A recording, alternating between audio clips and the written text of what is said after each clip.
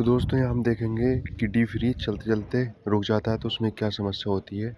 Live इसको repair भी करेंगे और आपको दिखाएंगे भी कि शुरू से इसमें क्या क्या पार्ट चेक होता है बारी बारी से और कैसे इसको ठीक करते हैं इसके सॉल्यूशन को।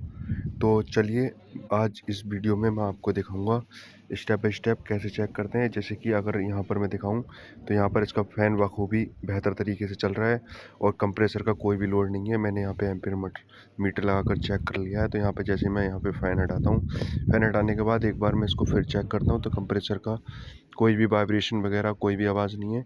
यहाँ पर मैं एम्पीयर मीटर भी आपको लगा कर दिखा देता हूँ। तो जनरली सबसे पहली चीज़ ये है कि हमारी मेन लाइन से करंट तो फ्रिज के अंदर आ रहा है पर कंप्रेसर हमारा नहीं चल पा रहा है। जैसे कि फ़ैन अगर हमारा चल रहा है तो यहाँ पर हमारी मेन लीड बिल्कुल ठीक है, करंट तो यहाँ अंदर आ रहा है पर कंप्रेसर हमारा नहीं चल पा रहा है। अब जनरली जो चीज़ें चेक करनी होती हैं वो एक ये वाइट कलर का आपको दिख रहा होगा, इसका थर्मोस्टेट और इसके रिले और ओवरलोड, ये 3 चीज़ें होती हैं। और इसमें थिम्बल भी कभी-कभी ख़राब हो जाते हैं या कहीं से वायर वगैरह कट जाता है, तब ये समस्याएं आती हैं। तो मैं इसके रिले ओवरलोड को बाहर निकाल लेता हूँ। जैसे कि यहाँ पर मैं थोड़ा कोशिश और मेहनत के बाद यहाँ पर निकाल रहा हूँ क्योंकि इसमें जगह थोड़ी कम थी। ये फ्रिज जो था दीवार के बराबर में रखा हुआ था। यहाँ पर हम इसके कवर को थोड़ा तोड़ लेते हैं क्योंकि यहाँ पर स्क्रू नहीं खुल पा रहा था, काफ़ी हद तक गला हुआ था।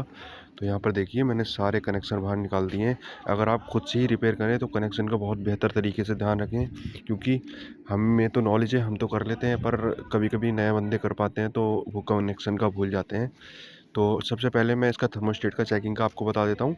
तो थर्मोस्टेट चेक करने के लिए इसकी क्वांटिटी हम चेक करेंगे। तो यहाँ पर हम मल्टीमीटर या सीरीज लैंप से क्वांटिटी इसकी चेक कर सकते हैं। तो यहाँ पर मैं कंटिन्यूटी मोड पर चेक कर लेता हूँ इसको। तो यहाँ पर अब मैं दोनों प्रोब लगाऊंगा। दोनों प्रोब पर यहाँ पर कंटिन्यूटी आती है क्योंकि कंप्रेसर अगर बंद होता है ना तो यहाँ पर इसके थर्मोस्टेट से भी प्रॉब्लम आती है काफ़ी बार। तो थर्मोस्टेट अगर आप चेंज कर देंगे, रिप्लेस कर देंगे तो यहाँ पर हमारी प्रॉब्लम की समस्या ठीक हो जाएगी। तो यहाँ पर देखिए कंटिन्यूटी आ रही है तो यहाँ पर हमारा थर्मोस्टेट बिल्कुल ठीक है। तो हम यहाँ पर थर्मोस्टेट नहीं देखेंगे, अब आगे देखेंगे हम इसमें क्या समस्या है। तो चलिए आप वीडियो पर बने रहिए, मैं आपको बारी बारी से चेक कराता रहूँगा कि इसमें क्या समस्या है और कैसे कैसे ठीक करेंगे।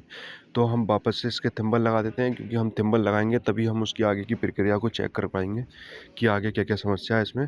तो अब जो बारी है यहाँ पर ओवरलोड की है। काफ़ी वैसे तो ओवरलोड काफ़ी हद तक इसका चटका हुआ है, टूटा हुआ है, तो मुझे तो शक इसके ओवरलोड पर ही है, पर मैं आपको लाइव ही रिपेयर करके दिखा देता हूँ।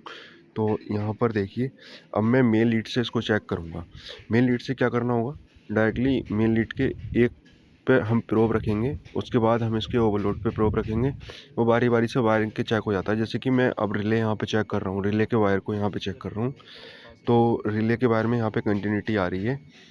वैसे भी अगर रिले कहीं से जली भी होती है या इसके अंदर से आवाज़ आती है या कोई ये वायर जो दिख रहा है आपको कॉपर का वो काला काला सा है, तो इसके बारे में आगे बताऊंगा आपको। यहाँ पर ओवरलोड देखिए, पहले ओवरलोड की जो क्वांटिटी है वो वायर तक आ रही है, यहाँ से ओवरलोड जो है वो पास नहीं कर रहा है क्योंकि टूटा हुआ है ओवरलोड, हमें तो पहले ही शक हो गया था। तो हम यहाँ पर ओवरलोड चेंज अगर कर देंगे तो यहाँ पर समस्या हमारी 100% ठीक हो जाएगी। तो चलिए मैं यहाँ पर चेक करके दिखाता हूँ आपको। और ओवरलोड का जो कि मैं आपको बता रहा था, वो सॉरी मैं रिले का आपको बता रहा था। रिले में क्या होता है, रिले अगर कहीं से टूटी भी होती है, जली भी होती है या इसके अंदर आवाज़ आने लगती है तब रिले ख़राब होती है, वरना रिले इसकी ख़राब नहीं होती है इतनी जल्दी क्योंकि ये डी फ्रीज की रिले है। तो यहाँ पर मैंने इसका ओवरलोड चेंज कर दिया है। जैसे कि आपने देखा था यहाँ पे ओवरलोड चेंज करने के बाद जैसे जैसे मैंने इसके ओवरलोड और रिले निकाले थे हम वैसे वैसे बारी बारी से इसको लगा देते हैं। तो यहाँ पर काफ़ी ध्यान से लगाना होता है सब कुछ, कोई वायर कोई थिम्बल वगैरह नहीं निकल रहा है। तो वापस से मैं अब इसका प्लग इन करता हूँ। प्लग इन करने के बाद यहाँ पर स्विच ऑन करता हूँ। तो यहाँ पर देखिए हमारे जो एम्पेयर हैं वो परफेक्ट आने लगे। यहाँ पे मेरा कंप्रेसर भी चलने लगा। मैंने यहाँ पे हाथ लगा के देख लिया क्योंकि हाथ लगाने से ही महसूस हो जाता है, इसमें वाइब्रेशन आती है। अगर कंप्रेसर नहीं चलेगा तो कोई भी वाइब्रेशन नहीं होगी। अब मैं यहाँ पर इसका फ़ैन भी लगा देता हूँ। तो यहाँ पर हमारा फ़ैन भी प्रॉपर तरीके से चल रहा है और यहाँ पर हमारा कंप्रेसर भी अच्छे तरीके से चल रहा है। तो जैसे कि मैंने यहाँ पे आपको दिखाया, कंप्रेसर ना चलने की वजह यही होती है, या तो वायर कटे हुए हैं या फिर ओवरलोड ख़राब है या फिर थर्मोस्टेट ख़राब है या फिर रिले ख़राब है। तो आप बारी बारी से चेक कर लीजिएगा। इसमें जनरली यही छोटी छोटी समस्याएं होती है, वरना कंप्रेसर अगर नहीं चलता है तो इसमें फिर कंप्रेसर ख़राब भी हो जाता है, उसके मैं आगे वीडियो डाल दूँगा। तो आप अगर इसी चीज़ को चेक कर लेंगे तो ये समस्या यहीं पर सॉल्व हो जाएगी। और इसी टाइप की अगर हमारी वीडियो अगर पसंद आए आपको तो लाइक एंड सब्सक्राइब जरूर करें और बेल आइकन दबाएँ ताकि हर न्यू अपडेट आपको मिले। तो यहाँ पर देखना आपको परफेक्ट तरीके से जो एम्पेयर है वो लेने लगा यहाँ पे। Thank you.